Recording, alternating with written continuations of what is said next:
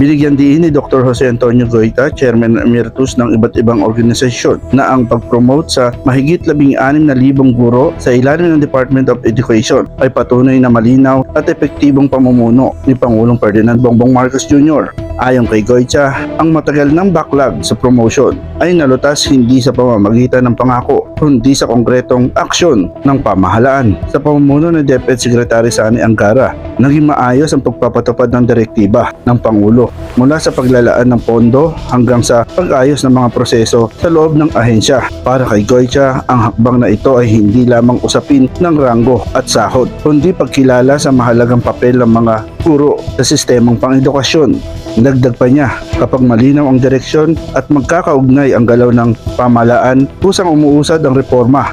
Ipinakita umano ng administrasyon na hindi kailangan maging maingay ang pamahalaang gumagana. Sapat na ang malinaw na direksyon at tiyak na resulta.